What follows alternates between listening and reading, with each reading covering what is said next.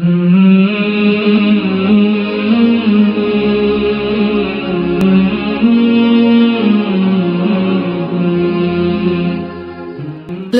الہ الا اللہ محمد رسول اللہ.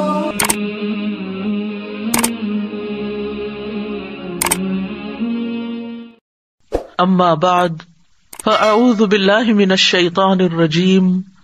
بسم اللہ الرحمن الرحیم. رب اشرح لی صدری ویسر لی امری واحلل عقدۃ من لسانی یفقہوا قولی. اذا سألک عبادی عنی فانی قریب اجیب دعوۃ الداعی اذا دعان فلیستجیبوا لی ولیؤمنوا بی لعلہم یرشدون. اور جب میرے بندے آپ سے میرے بارے میں سوال کریں تو کہہ دیجئے بے شک میں قریب ہوں، میں پکارنے والے کی پکار کا جواب دیتا ہوں. جب وہ مجھے پکارے تو ان کو چاہیے کہ وہ بھی میرا حکم مانیں اور مجھ پر ایمان رکھیں تاکہ وہ ہدایت پا جائیں. سورۃ یوسف. الف لام را، یہ اس کتاب کی آیات ہیں جو ہر بات وضاحت سے بیان کرتی ہے. ہم نے قرآن کو عربی زبان میں اس لیے نازل کیا ہے تاکہ تم اسے سمجھو، یعنی عربی ہی اس کا بوجھ اٹھا سکتی تھی، اسی کے اندر اتنی وسعت تھی کہ ان معنوں کو بیان کر سکے جو بندوں کی سمجھ کے لیے ضروری ہیں. اے نبی صلی اللہ علیہ وسلم، ہم اس قرآن کو آپ کی طرف وحی کر کے ایک بڑا اچھا قصہ آپ سے بیان کرتے ہیں، اگرچہ اس سے پیشتر آپ اس سے بے خبر تھے. یعنی نبی صلی اللہ علیہ وسلم کے علم میں یہ کہانی نہیں تھی. تو اللہ سبحانہ وتعالیٰ نے پوری سورت میں ایک ہی واقعہ بیان کیا اور وہ یوسف علیہ السلام کا تھا. اذ قال یوسف لأبیہ یا ابت انی رأیت 11 کوکبا. جب یوسف علیہ السلام نے اپنے باپ سے کہا تھا ابا جان میں نے خواب میں دیکھا ہے کہ 11 ستارے اور سورج اور چاند مجھے سجدہ کر رہے ہیں. یاد رکھیے خواب 3 طرح کے ہوتے ہیں.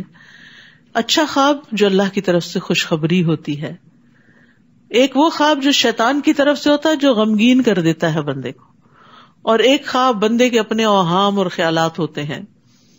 اچھا خواب آنے پر اللہ کا شکر ادا کرنا چاہیے، خوش ہونا چاہیے اور اس کو اپنے ہمدرد لوگوں سے بیان بھی کر دینا چاہیے، لیکن مخلص لوگوں سے. آپ نے فرمایا خواب کسی عالم یا خیر خواہی سے بیان کیا جائے، لیکن اگر برا خواب آئے تو کسی کو نہیں بتانا چاہیے، کسی سے ذکر بھی نہیں کرنا چاہیے اور اس کے شر سے پناہ مانگنی چاہیے.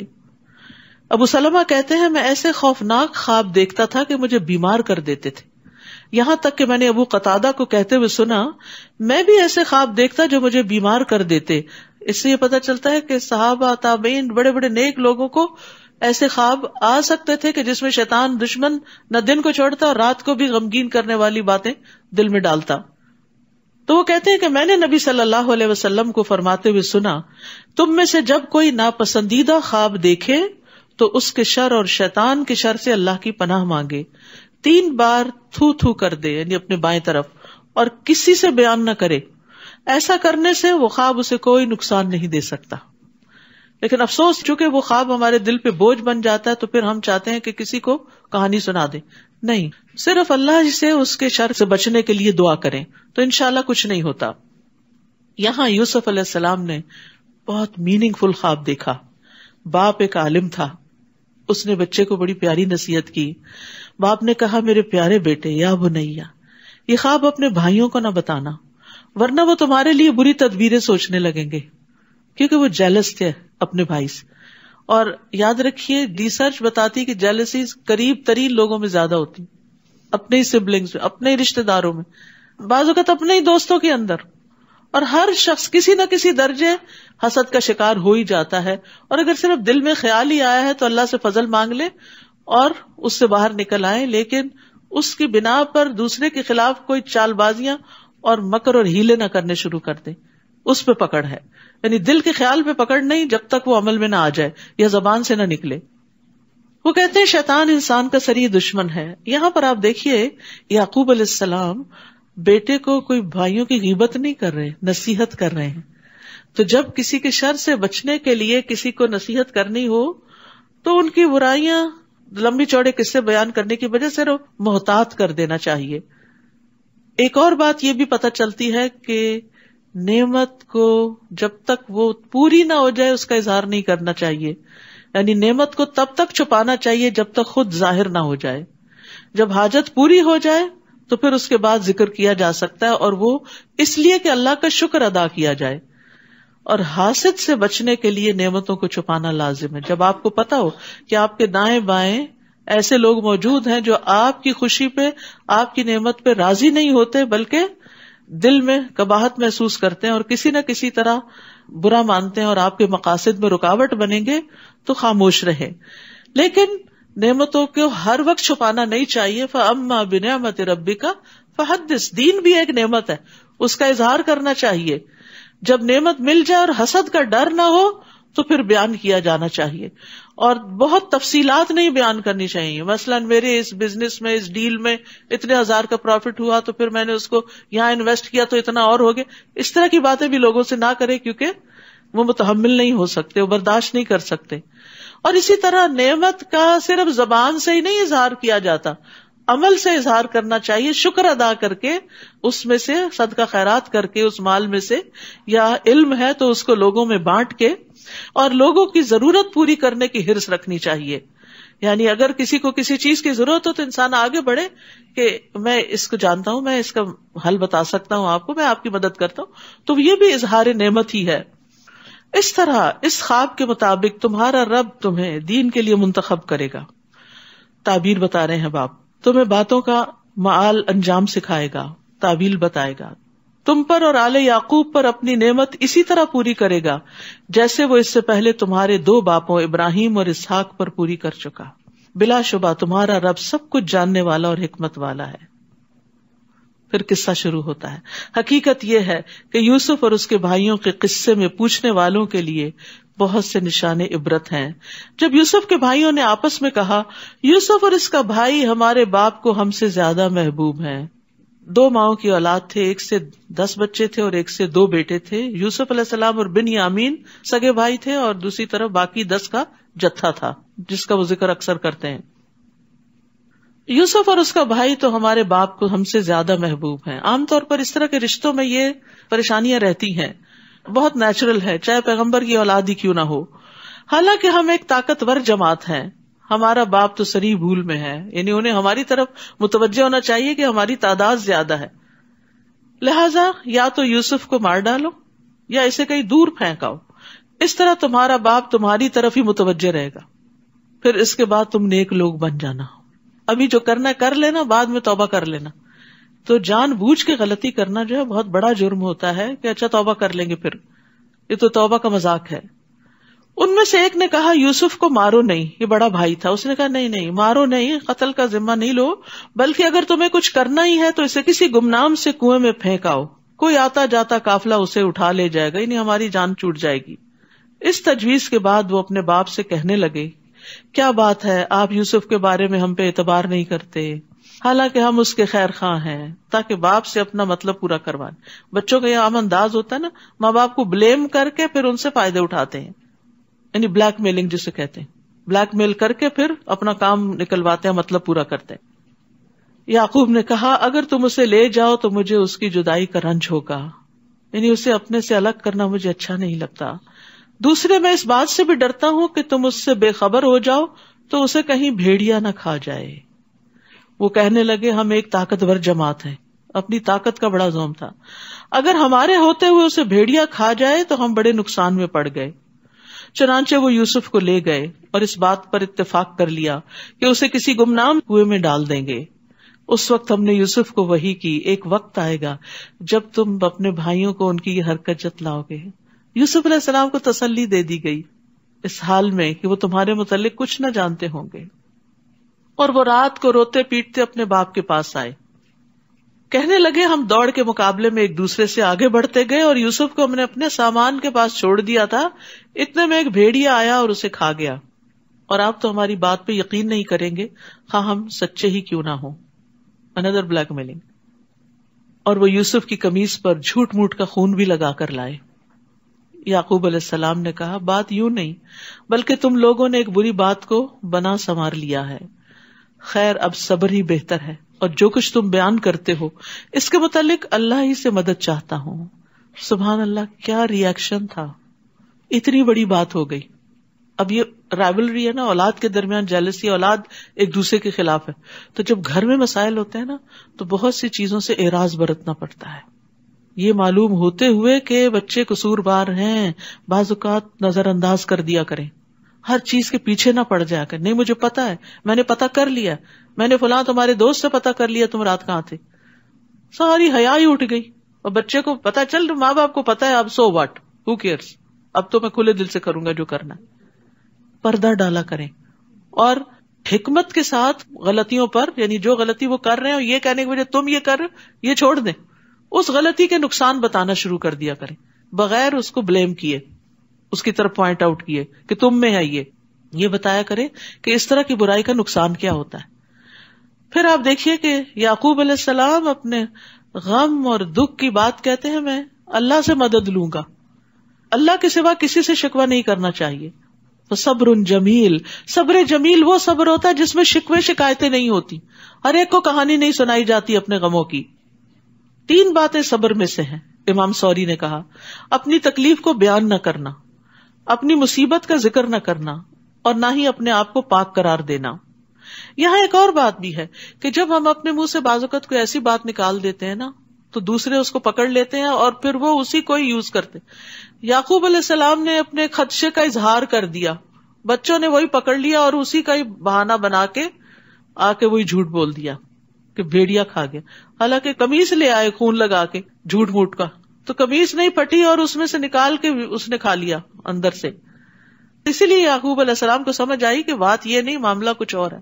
اچھا، ان سے تفتیش بھی نہیں کی، پیچھے بھی نہیں پڑے کہ بتاؤ مجھے، کوئی مار پٹائی نہیں، کوئی تانا نہ تشنی نہیں، کچھ نہیں، جوان بیٹے ہیں، کیا کیا جا سکتا ہے، صبر جمیل ہی ہے۔ تو اولاد کی تربیت میں چاہے وہ چھوٹے ہوں یا بڑے، صبر جمیل ہی کام آتا ہے۔ پھر ایک قافلہ آیا جس نے اپنے پانی لانے والے کو پانی کی تلاش میں بھیجا، اس نے اس کنویں میں اپنا ڈول لٹکایا تو بول اٹھا، بڑی خوشی کی بات ہے، یہاں تو ایک لڑکا ہے۔ چنانچہ انہوں نے اسے بکاؤ مال سمجھ کے چھپا لیا، اور جو کچھ وہ کر رہے تھے اللہ اسے خوب جانتا تھا۔ وَشَرَوْهُ بِثَمَنٍ بَخْسٍ، چنانچہ انہوں نے یوسف کو چند درہموں کے عوض حقیر سی قیمت میں بیچ ڈالا، کیونکہ ان کو ڈر تھا کہ کہیں مالک نہ آ جائیں اور یہ نفع بھی نہ جائے، جیسے چوری کا مال بیچا جاتا نا اونے پونے داموں، ویسے ہی۔ کتنے حسین تھے وہ، کتنے بہترین تھے وہ، لیکن کیا قیمت لگی ان کی۔ کبھی کبھی بڑے اچھے لوگوں کی بڑی ناقدری بھی ہوتی ہے، تو اس پر بھی رنج نہیں ہونا چاہیے، اچھے دنوں کا انتظار کرتے رہنا چاہیے۔ اور اس کے بارے میں انہیں اس سے زیادہ کچھ دلچسپی بھی نہ تھی۔ اور مصر کے جس شخص نے اسے خریدا تھا اس نے اپنی بیوی سے کہا اسے عزت سے رکھو، امید ہے کہ یہ نفع دے گا، یا ہو سکتا ہے اسے ہم اپنا بیٹا ہی بنا لیں، کیونکہ وہ ایشو لیس تھے، بچے نہیں تھے۔ اس طرح ہم نے یوسف کو اس سرزمین میں قدم جمانے کا موقع فراہم کر دیا۔ بظاہر تکلیف تھی، گھر سے دوری تھی، لیکن ایک ترقی یافتہ ملک میں سیکھنے کے چانسز بہت تھے۔ اللہ تعالیٰ انہیں کچھ اور مقام دینا چاہتے تھے جس کے لیے تربیت فلسطین کے گاؤں میں نہیں ہو سکتی تھی۔ اب بظاہر حالات تکلیف دہ تھے، لیکن اللہ تعالیٰ کہیں اور پہنچا رہا تھا۔ غرض یہ تھی، یعنی یہ سب کچھ کیوں ہوا کہ ہم اسے باتوں کی تعویل سکھا دیں۔ تجربات انسان کو بہت کچھ سکھا دیتے، میچور کر دیتے، آزمائشیں انسان کو وقت سے پہلے پختہ کر دیتی ہیں۔ بھٹی میں تپ جاتا ہے انسان اور پک جاتا ہے، اور اللہ اپنے حکم نافذ کرنے پر غالب ہے، لیکن اکثر لوگ یہ بات نہیں جانتے۔ اور جب یوسف اپنی جوانی کو پہنچے تو ہم نے انہیں حکمت اور علم عطا کیا، اور ہم نیک لوگوں کو ایسی ہی جزا دیتے ہیں، یعنی ہر محسن کو حاصل ہونے والی عنایات۔ اور جس عورت کے گھر میں وہ رہتے تھے اس نے یوسف کو اپنی طرف ورغلانا چاہا، اس نے دروازے بند کر لیے اور یوسف سے کہنے لگی جلدی آ جاؤ، کیونکہ انتہائی خوبصورت تھے، بہت اٹریکٹیو تھے، تو وہ عورت ان کی طرف مائل ہو گئی اور برائی کی دعوت دی۔ یوسف نے کہا اللہ کی پناہ، میرے رب نے تو مجھے بہت اچھی منزلت بخشی، اتنا اچھا ٹھکانہ دیا، اور میں یہ کام کروں؟ ظالم لوگ یقیناً فلاح نہیں پاتے، یعنی احسان کا بدلہ اس طرح دوں۔ نبی صلی اللہ علیہ وسلم نے فرمایا میں نے اپنے بعد مردوں پر کوئی فتنہ عورتوں سے زیادہ نقصان دینے والا نہیں چھوڑا۔ یعنی بعض عورتیں مردوں کو برائی کی طرف دعوت دیتی ہیں، بعض اوقات لباس کے ذریعے، بعض اوقات اپنے انداز کے ذریعے. تو یہ ایک بہت بڑے فتنے کی بات ہوتی ہے جس کے لیے مرد کو غض بصر کے لیے کہا گیا ہے. چنانچہ اس عورت نے یوسف کا قصد کیا، اور وہ بھی اس کا قصد کر لیتے اگر اپنے رب کی برہان نہ دیکھ لیتے. یہ رب نے بچایا انہیں. اس طرح ہم نے انہیں اس برائی اور بے حیائی سے بچا لیا. یوسف پاک دامن رہے کیونکہ وہ ہمارے مخلص بندوں میں سے تھے. سبحان اللہ. اخلاص کی وجہ سے انسان شیطان کے قابو میں آنے سے بچ جاتا ہے.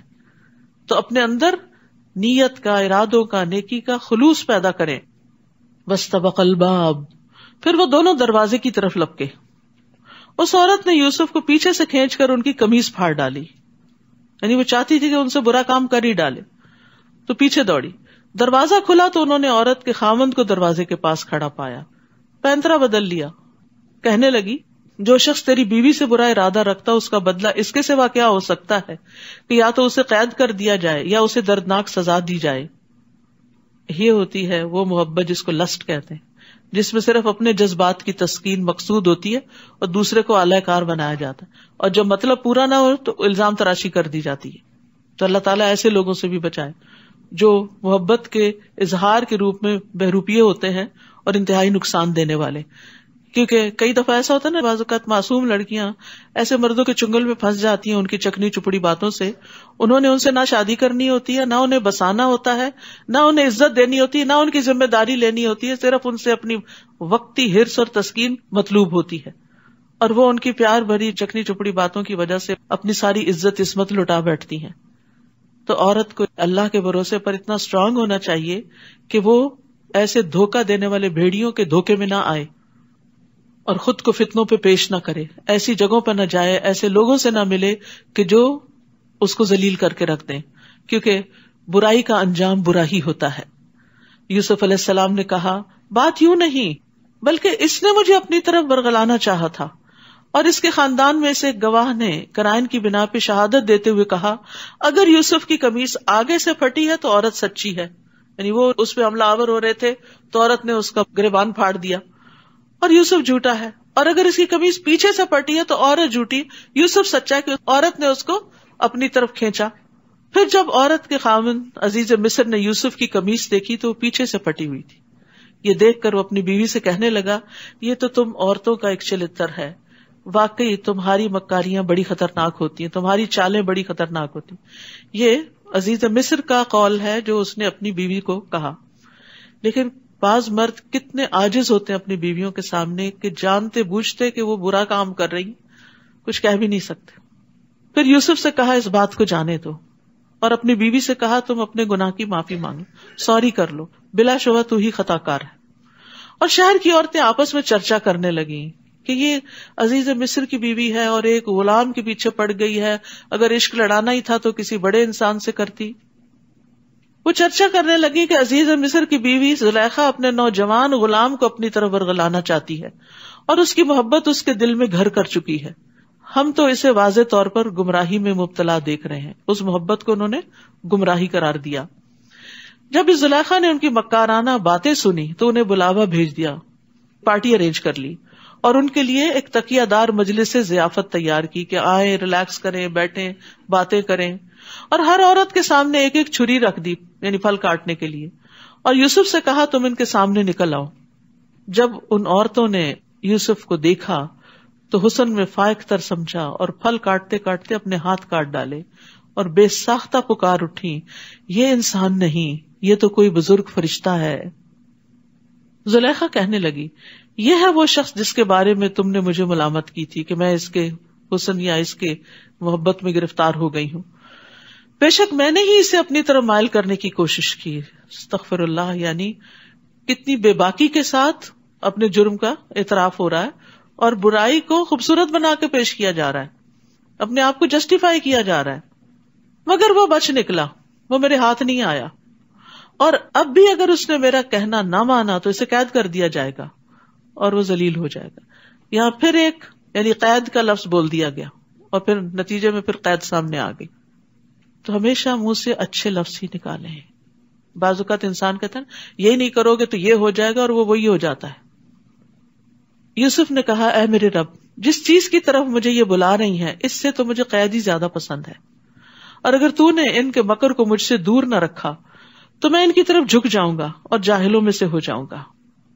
تو یوسف علیہ السلام نے گناہوں اور نافرمانیوں کے مقابلے میں جیل اور مصیبت کو اختیار کر لیا. سبحان اللہ، کتنی بڑی بات تھی. اور اللہ تعالیٰ سے دعا کی کہ ان کے دل کو دین پہ جما دے اور اپنی اطاعت کی طرف پھیرے رکھے. اگرچہ ان کا ایمان پہاڑوں برابر تھا لیکن پھر بھی دعا. تو کبھی یہ نہ کہیں نہیں میں بہت اسٹرانگ ہوں، مجھ پہ کوئی اثر نہیں ہوتا، مجھ پہ ماحول اثر نہیں کرتا. نہیں، اللہ کی توفیق سے ہی انسان گناہوں سے بچ سکتا ہے. چنانچہ اس کے رب نے یوسف کی دعا قبول کر لی اور عورتوں کے مکر کو یوسف سے دور رکھا. بے شک وہ سب کچھ سننے والا جاننے والا ہے. تو کئی دلائل مل جانے کے بعد بھی ان لوگوں نے یہی مناسب سمجھا کہ یوسف کچھ مدت کے لیے جیل میں ڈال دیا جائے، کیونکہ اب ایک نہیں ساری عورتیں اس کی محبت میں گرفتار ہو گئی. اب فتنہ اور زیادہ پھیل گیا. یوسف کے ساتھ 2 اور نوجوان بھی قید خانے میں داخل ہوئے. ان میں سے ایک نے کہا میں نے خواب دیکھا کہ میں شراب نچوڑ رہا ہوں، اور دوسرے نے کہا میں نے یہ خواب دیکھا ہے کہ میں نے سر پہ روٹیاں اٹھائی ہوئی ہیں جنہیں پرندے کھا رہے ہیں. دونوں کہنے لگے ہمیں اس کی تعبیر بتائیے، ہم دیکھتے ہیں آپ ایک نیک آدمی ہیں. سبحان اللہ، انا نراک من المحسنین. یوسف علیہ السلام نے کہا جو کھانا تمہیں یہاں ملا کرتا ہے اس کے آنے سے پہلے پہلے میں تمہیں ان خوابوں کی تعبیر بتا دوں گا. یہ ایسا علم ہے جو میرے رب نے مجھے سکھلایا ہے. علم کی نسبت اللہ کی طرف کی. ہم کیا کرتے ہیں، بڑی محنت کی تھی میں نے اس ڈگری کے لیے. میں نے ان لوگوں کا دین چھوڑ دیا ہے جو اللہ پر ایمان نہیں لاتے اور آخرت کے بھی منکر ہیں.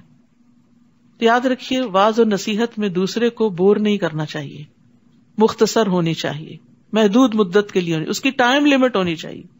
1 بجے ختم ہو جائے گی کلاس، تاکہ سب کو پتا ہو کہ اس دیر کے بعد جان چھوٹ جائے گی.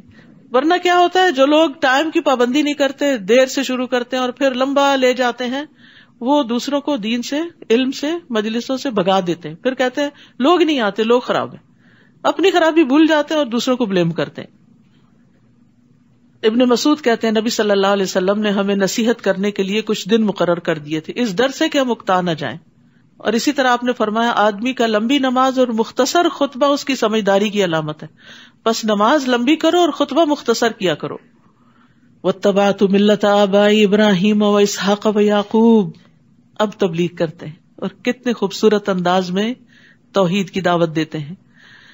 تو لوگوں کے دین کی بجائے میں نے اپنے آباء و اجداد ابراہیم، اسحاق اور یعقوب کا دین اختیار کیا ہے.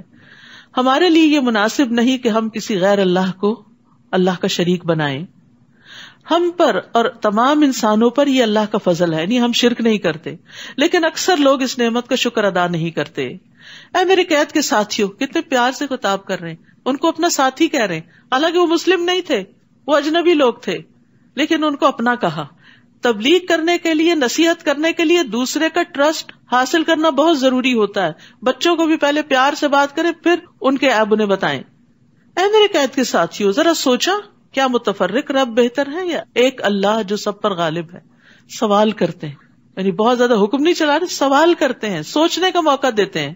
اللہ کے سوا جنہیں تم پوچھتے ہو وہ تو ایسے نام ہیں جو تم نے اور تمہارے آباء و اجداد نے رکھ لیے، ان کے لیے اللہ نے کوئی سند نازل نہیں کی. اللہ کے سوا یہاں کسی کی فرما روائی نہیں ہے. اس نے یہی حکم دیا کہ اس کے سوا کسی اور کی عبادت نہ کرو، یہی دین برحق ہے، لیکن اکثر لوگ یہ باتیں جانتے نہیں. تو فیصلہ ہر معاملے میں اللہ ہی کا ہوتا. تو اللہ سبحانہ وتعالیٰ کی سپرمیسی اور عظمت اور بڑائی کا احساس ان کے دل میں پیدا کیا، اور بس اتنی سی بات کر کے چھوڑ دیا، پیچھے نہیں پڑے. پھر کہتے ہیں میری قید کے ساتھیوں، تم میں سے ایک تو اپنے مالک کو شراب پلائے گا. اب تعبیر بھی ساتھ ہی بتانے لگے. دوسرا تو اسے سولی پر چڑھا دیا جائے گا، اور پرندے اس کے سر کا گوشت نوچ نوچ کر کھائیں گے. جن باتوں کی حقیقت تم پوچھ رہے تھے ان کا فیصلہ ہو چکا. ان دونوں میں سے جس شخص کے بارے میں یوسف کو یقین تھا کہ وہ قید سے رہا ہونے والا ہے، اسے یوسف نے کہا اپنے مالک شاہ مصر سے میری بابت بھی ذکر کرنا، میری سفارش کر دینا کہ مجھے جیل سے نکلوا دیں. لیکن مالک کے پاس یوسف کا ذکر کرنا اسے شیطان نے بلا دیا، جس سے کہا وہ بھول گیا. چنانچہ یوسف کئی سال قید میں پڑے رہے. بعض کہتے ہیں 9 سال، بعض کہتے ہیں 14 سال. لمبی آزمائش تھی. رسول اللہ صلی اللہ علیہ وسلم فرمایا مجھے اپنے بھائی یوسف کے صبر اور کشادہ دلی پہ بڑا تعجب ہے، اللہ ان کو معاف فرمائے. ان کے پاس ایک آدمی آیا تاکہ وہ باہر نکل سکے، لیکن وہ اس وقت تک نہ نکلے جب تک ان پر جو الزام تھا اس کی وضاحت نہ کر دی گئی. اگر میں ہوتا تو دروازے کی طرف لپک پڑتا، اور اگر اذکرنی عند ربک والی بات نہ ہوتی تو وہ جیل کے اندر نہ ٹھہرتے، جبکہ وہ غیر اللہ سے پریشانی کا ازالہ چاہ رہے تھے. بعض اوقات ہم غیر اللہ کی طرف متوجہ ہوتے ہیں کہ وہ ہمیں مشکل سے نکالے. پہلے اللہ، بعد میں کوئی اور. اسباب تو اختیار کرنے ہیں لیکن پہلی دعا اللہ سے. ایک دن بادشاہ نے اپنے درباریوں سے کہا میں نے خواب دیکھا ہے کہ 7 موٹی گائے ہیں جنہیں 7 دبلی گائے کھا رہی ہیں، اور اناج کی 7 بالیں ہری ہیں اور دوسری 7 سوکھی ہیں. اے اہل دربار، اگر تم خواب کی تعبیر بتلا سکتے ہو تو مجھے میرے خواب کی تعبیر بتاؤ. وہ کہنے لگے یہ تو پریشان سے خیالات ہیں اور ہم ایسی خوابوں کی تعبیر نہیں جانتے. ان دونوں قیدیوں میں سے جو رہا ہوا تھا اسے مدت کے بعد یوسف اور ان کا پیغام یاد آ گیا اور کہنے لگا میں تمہیں اس خواب کی تعبیر بتلاؤں گا، مجھے ذرا قید خانے میں یوسف کے پاس بھیجو. پھر وہاں جا کر اس نے یوسف سے کہا یوسف اے راست باز ساتھی، اے سچے ساتھی، ہمیں اس خواب کی تعبیر بتائیے کہ 7 موٹی گائے ہیں جنہیں 7 دبلی گائے کھا رہی ہیں، اور 7 ہری بالیں ہیں اور دوسری 7 سوکھی ہیں، تاکہ میں لوگوں کے پاس جاؤں اور انہیں بھی علم ہو جائے. اب یوسف علیہ السلام یہ نہیں کہا ذرا مجھے بتاؤ جو میں نے کام کہا تھا وہ کیا تھا کہ نہیں، وہ انہیں تعبیر بتاتے ہیں. یوسف نے کہا تم 7 سال لگاتار کھیتی باڑی کرو گے، جو کھیتی تم کاٹو اس میں سے کھانے کے لیے تھوڑا بہت اناج چھوڑ کر باقی کو بالیوں میں ہی رہنے دینا. پھر اس کے بعد 7 سال بہت سخت آئیں گے، اور جو اناج تم نے ان سالوں کے لیے پہلے سے جمع کیا ہوگا وہ سب کھا لیا جائے گا، سوائے تھوڑے سے اناج کے جو تم بیج کے لیے بچا لو گے. پھر اس کے بعد 1 سال ایسا آئے گا جس میں باران رحمت سے لوگوں کی فریاد رسی کی جائے گی، اور اس سال وہ رس نہ چھوڑیں گے، خوب بارشیں ہوں گی، تبھی پھلوں میں رس آتا ہے. بادشاہ نے جب یہ تعبیر سنی تو کہا کہ اس شخص کو میرے پاس لاؤ. مگر جب پیغام لے جانے والا یوسف کے پاس پہنچا تو انہوں نے کہا اپنے مالک شاہ مصر کے پاس واپس جاؤ اور اس سے پوچھو کہ ان عورتوں والا معاملہ کیسا ہے جنہوں نے اپنے ہاتھ کاٹ ڈالے تھے، میرا رب ان کی چالوں کو خوب جاننے والا ہے. سبحان اللہ. اتنے سال رہنے کے باوجود بھی کہا کہ پہلے میرے کردار پہ جو الزام ہے اس کی صفائی کرو. بادشاہ نے ان عورتوں کو بلا کر پوچھا وہ کیا معاملہ تھا جب تم نے یوسف کو اپنی طرف ورگلانا چاہا تھا؟ وہ بول اٹھی ہاشا للہ، ہم نے ان میں کوئی برائی نہیں دیکھی، ان میں کوئی برائی نہیں دیکھی، بے قصور جیل میں پڑے رہے. اللہ اکبر. کئی دفعہ ایسا بھی ہوتا ہے آپ کی کوئی غلطی نہیں ہوتی لیکن آپ پر الزام لگا دیا جاتا ہے. گھروں میں ہوتا ہے ایسے، بیویوں پہ الزام لگا دیا جاتا ہے، جھوٹے الزام لگا دیے جاتے ہیں اور اس کی ایک طویل سزا عورت کو بھگتنی پڑتی ہے، میکے بھیج دی جاتی ہے، سال ہر سال تک بن شوہر کے بیٹھی رہتی. پھر وقت آتا ہے کہ بری ذمہ ہوتی ہے اور دوبارہ سے خوشحال زندگی شروع ہوتی ہے. تو زندگی میں بعض اوقات انسان کے سامنے ایسی آزمائشیں آ جاتی ہیں جس کا وہ کبھی سوچ بھی نہیں سکتا اور اس میں اس کی غلطی بھی نہیں ہوتی. اور آزمائش ہوتی یہی ہے جس میں انسان کا قصور نہ ہو، کیونکہ دوسرے تو عذاب ہوتا ہے، پنشمنٹ ہوتی. اس وقت عزیز مصر کی بیوی بول اٹھی اب تو حق ظاہر ہو ہی چکا ہے، میں نے ہی ورغلایا تھا اور وہ بالکل سچا ہے. کتنے عرصے کے بعد الزام صاف ہوا، الزام دھلا. ذالک لیعلم انی لم اخنہ بالغیب وان اللہ لا یہدی کید الخائنین. اس وقت یوسف علیہ السلام نے کہا اس سے میری غرض یہ تھی کہ عزیز کو معلوم ہو جائے کہ میں نے در پردہ اس کی خیانت نہیں کی. پیغمبروں کے لیے بات بڑی اہم ہوتی ہے کہ وہ خیانت نہیں کرتے، کیونکہ انہیں لوگوں کے سامنے اللہ کی دین کی بات کرنی ہوتی ہے. تو نبی صلی اللہ علیہ وسلم بھی صادق اور امین تھے، خیانت کار نہیں تھے. وَأَنَّ اللَّهَ لَا يَهْدِي كَيْدَ الْخَائِنِينَ، اور اللہ تعالیٰ خائنوں کی چال کو کامیابی کی راہ نہیں دکھاتا، یعنی خیانت کا انجام اچھا نہیں ہوتا. اور میں اپنے آپ کو پاک صاف نہیں کہتا، کیونکہ نفس تو اکثر برائی پر اکساتا رہتا ہے، مگر جس پر میرے رب کی رحمت ہو یقیناً میرا رب معاف کرنے والا، رحم کرنے والا ہے. یوسف علیہ السلام اپنے بارے میں کہتے ہیں کہ اگرچہ میری صفائی پیش ہو چکی ہے لیکن اس کے باوجود میں اپنے آپ کو، اپنے نفس کو پاک نہیں کہتا. قرآن مجید میں ایک دوسری جگہ بھی ہمیں یہ ہدایت دی گئی ہے وَلَا تُزَكُّوا أَنفُسَكُمْ، کہ اپنے آپ کو پاکیزہ مت قرار دو، اپنے آپ کو بہت نیک نہ سمجھو، اپنے آپ کو گناہوں سے پاک مت سمجھو. ہر انسان کسی نہ کسی درجے پر کہیں نہ کہیں کسی نہ کسی غلطی کا شکار ہو جاتا ہے، اور جو جتنا زیادہ تقوی رکھتا ہے، جو جتنا زیادہ اللہ کے قریب ہوتا ہے، اتنا ہی ڈرتا ہے، اور اس کو اتنی ہی زیادہ اپنی غلطیاں بھی نظر آتی ہیں، اور ان غلطیوں کی بنا پر ہی وہ اللہ سے ڈرتا ہے کہ میں نے اللہ کی عبادت کا حق ادا نہیں کیا اور بہت سی کوتاہیاں کی ہیں. تو یوسف علیہ السلام ایک عظیم انسان تھے، اگرچہ وہ انتہائی صابر اور متقی انسان تھے، لیکن پھر بھی وہ اپنے آپ کو بری ذمہ قرار نہیں دیتے اور برائی کی نسبت نفس کی طرف کرتے ہیں کہ نفس تو اکثر برائی پہ اکساتا رہتا ہے، مگر جس پر میرے رب کی رحمت ہو. یعنی انسان اپنے نفس کی شرارت سے صرف اسی وقت بچ سکتا ہے جب اللہ کی رحمت ہو انسان پر، ورنہ انسان اپنے ہی نفس سے دھوکا کھا جاتا ہے اور غلط چیز کو خوبصورت سمجھ کر، اچھا سمجھ کر، فائدہ مند سمجھ کر اس کو کر بیٹھتا ہے، چاہے اس کے بعد اس کو ندامت ہی کیوں نہ ہو. یقیناً میرا رب معاف کرنے والا، رحم کرنے والا ہے. عام طور پر نفس کی 3 اقسام بتائی جاتی ہیں. ایک نفس امارہ ہوتا ہے جو گناہوں کا حکم دیتا ہے یا ابھارتا ہے. جب انسان برائی کر بیٹھتا ہے تو پھر دوسرا نفس لوامہ ہوتا ہے جو اس برائی پر اس کو ملامت کرتا ہے.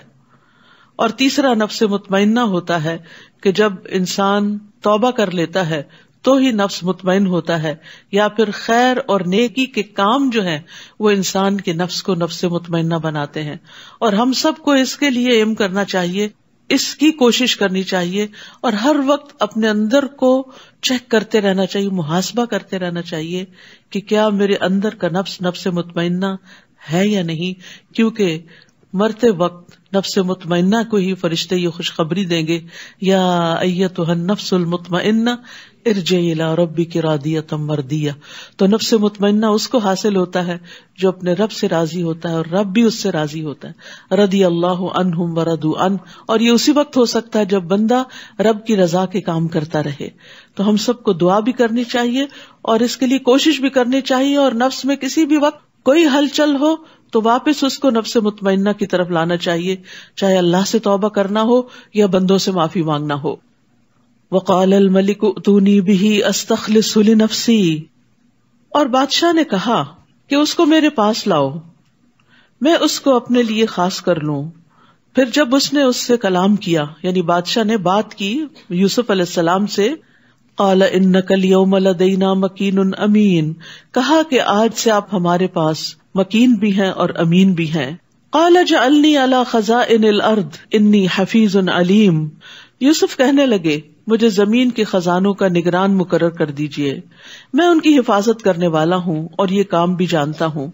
چونکہ بادشاہ نے آفر کی کہ اب آپ کا ہمارے ہاں بہت بڑا مقام ہے، مرتبہ ہے، آپ اب ہماری مدد کریں گے، ہمارے ساتھ مل کے کام کریں گے. تو پھر یوسف علیہ السلام نے اپنے لیے اس کام کا انتخاب کیا جس کو وہ سب سے بہتر طور پر کر سکتے تھے، جس کے لیے باقی لوگ تیار نہ تھے. لیکن اللہ سبحانہ وتعالیٰ نے یوسف علیہ السلام کو ایک خاص مرحلے سے گزار کر عزیز مصر کے گھر میں رکھ کر ایسی زبردست مینیجریل سکلز عطا کر دی تھی کہ اب وہ اس عہدے کو لینے کے قابل تھے. تو اس آیت سے یہ بات پتہ چلتی ہے کہ انسان کے لیے جائز ہے کہ اگر اس کے پاس کوئی اسکل ہو یا کوئی علم ہو تو اس بنا پر کہ دوسروں کی خدمت کر سکے اپنی اس خوبی کا ذکر کر سکتا ہے کہ میں یہ کام جانتا ہوں. یہ بوسٹنگ کے لیے نہیں ہوتا کہ اپنے آپ کو انسان بڑی چیز بتائے یا فخر کرے، لیکن دوسروں کے کام آنے کے لیے. ماوردی کہتے ہیں کہ ایسا کرنا عام صفات میں مطلقاً جائز نہیں، یعنی بلا وجہ اپنے منہ میاں مٹھو بننا اور اپنی خوبیاں اور تعریفیں بیان کرنا یہ ایک ناپسندیدہ عمل ہے، لیکن ضرورتاً جائز ہے. جیسے آپ اپنے سی وی میں اپنے بارے میں لکھتے ہیں، لیکن اگر وہی سی وی آپ ہر وقت اپنی زبان سے دہراتے رہیں ہر مجلس میں تو پھر یہ ایک ناپسندیدہ صفت ہوگی.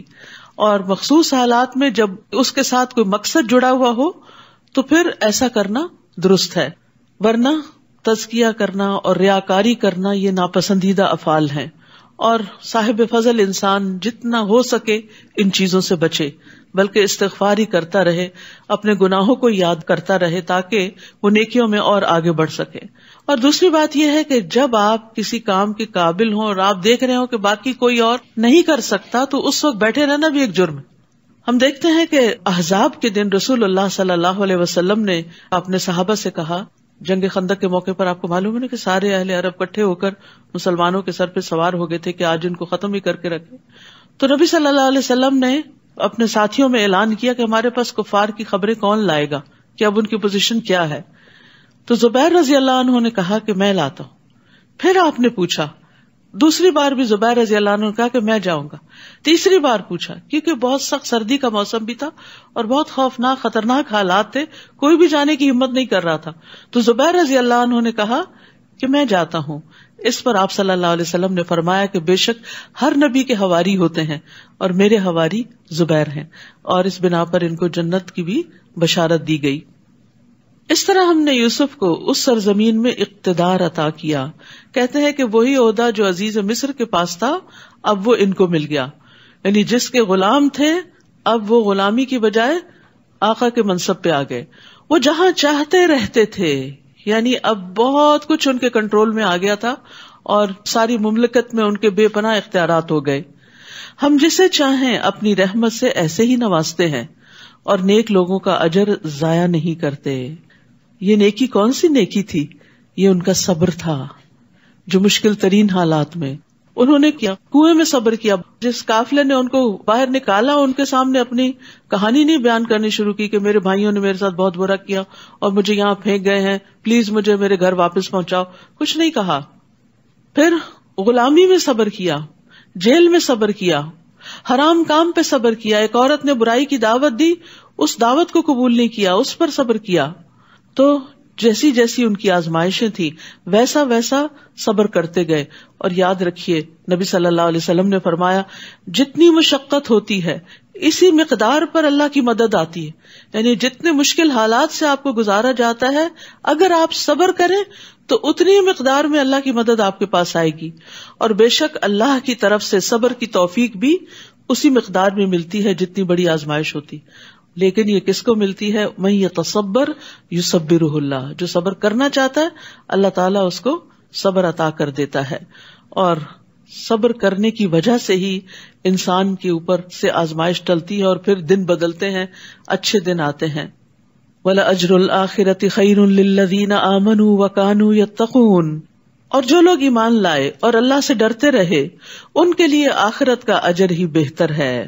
یہاں پر آخرت کے اجر کا ذکر اس لیے کر دیا گیا کہ یہ تو صبر کے نتیجے میں دنیا میں ان کو اللہ تعالیٰ نے ایک بہت بڑا مقام دیا تھا، لیکن آخرت کا اجر تو کہیں بڑا ہے. یعنی دنیا کے اجر سے ہی اندازہ کر لو کہ آگے بھی کیا کچھ ملنے والا ہے.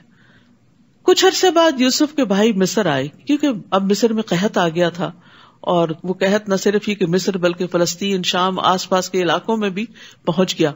اور یوسف علیہ السلام جس طرح غلے کو انہوں نے سنبھالا اور پھر جس طرح یہ تقسیم کر رہے تھے تو یہ خبریں کنعان تک جا پہنچی، ان کے بھائیوں تک جا پہنچی. انہیں تو نہیں پتا تھا کہ وہ کون ہے بادشاہ، لیکن ان کی تعریف ہر جگہ ہونے لگی.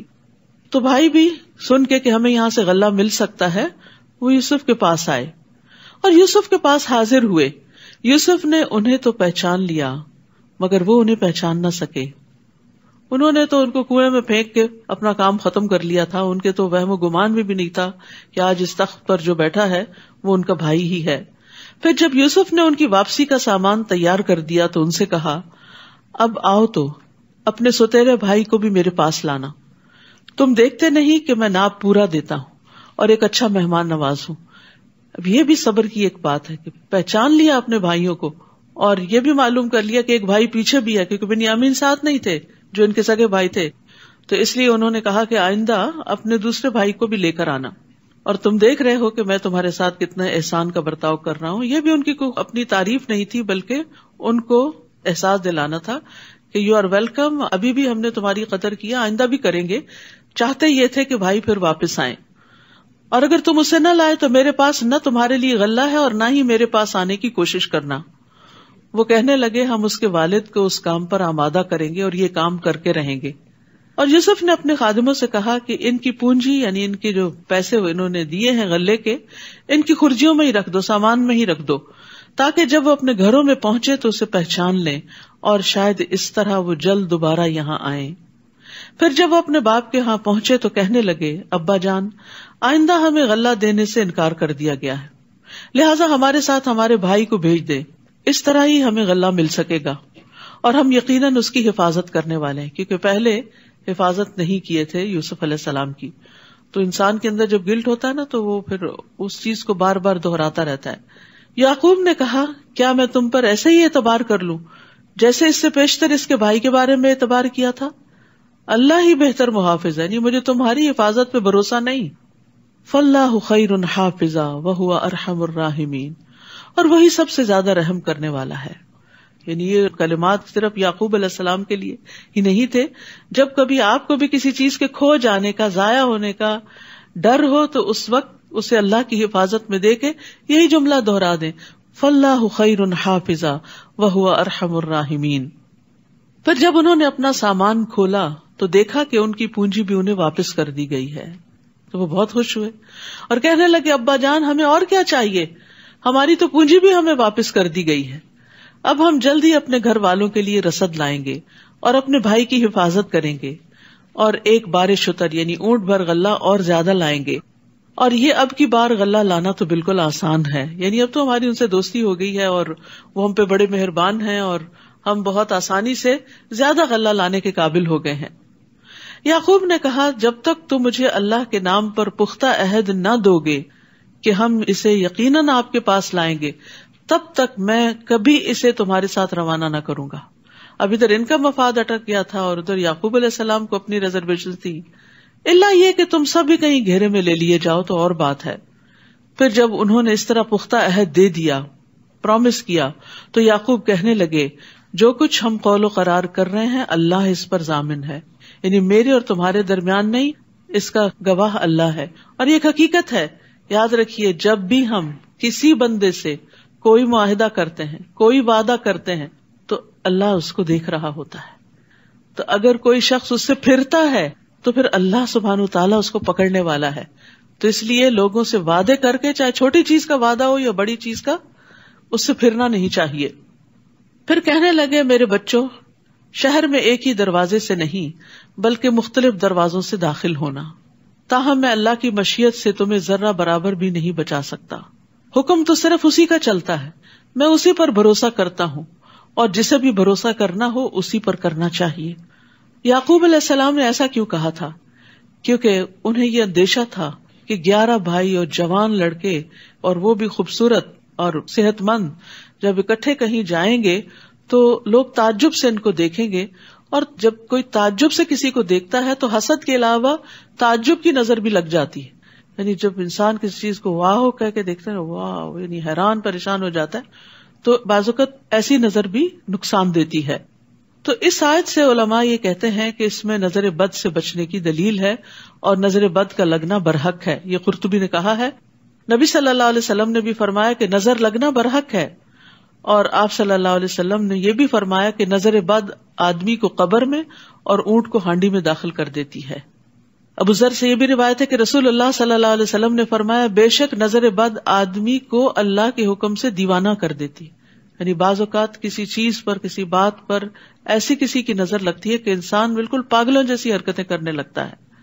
پھر اسی طرح چہرے کے کالے داغ دھبے یعنی فزیکل النیسز جو ہیں اس میں بھی نظر کا بعض اوقات دخل ہوتا ہے. ام سلمہ رضی اللہ عنہا سے مروی ہے کہ نبی صلی اللہ علیہ وسلم نے ان کے گھر میں ایک لڑکی دیکھی جس کے چہرے پر کالے دھبے پڑ گئے تھے.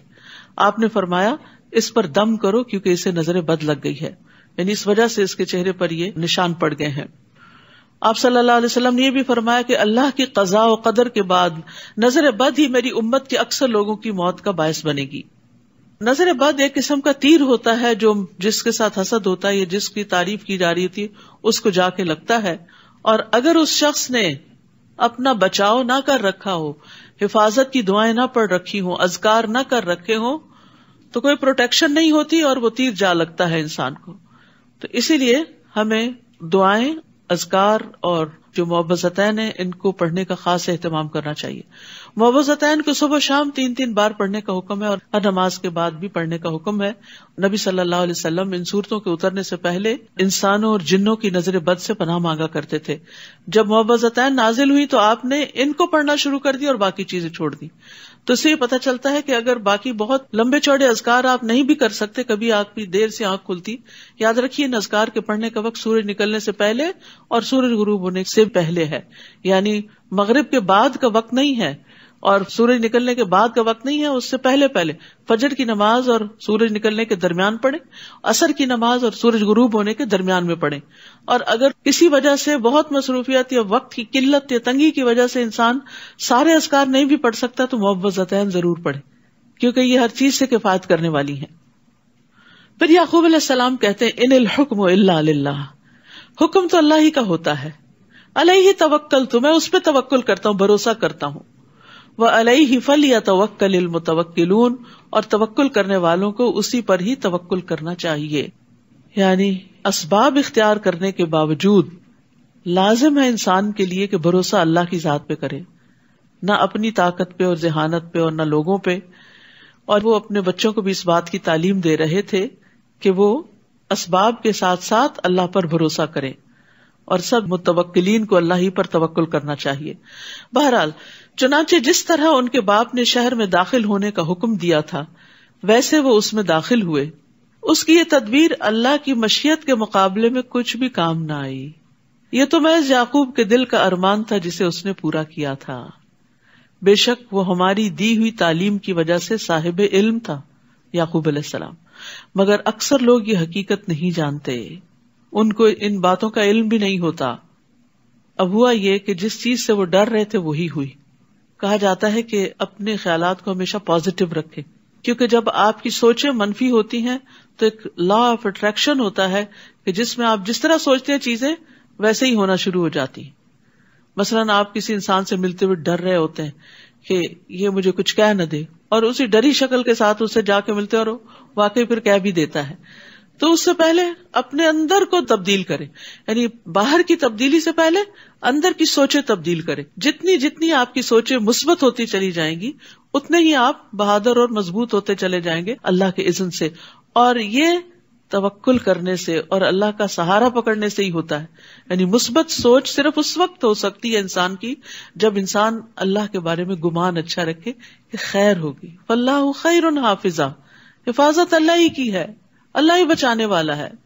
اچھا بعض اوقات یہ بھی ہوتا ہے آپ ساری پروٹیکشن کی دعائیں پڑھ لیتے ہیں، سارے اسباب اختیار کر لیتے ہیں، اس کے باوجود پھنس جاتے ہیں جہاں پھنسنا ہوتا ہے۔ پھر اب آپ کہتے ہیں کہ وہ میں نے جو پڑھا تھا اس کا کیا ہوا، ہم نے تو استخارہ کر کے شادی کی تھی، پھر یہ مشکل کیوں پیش آئی؟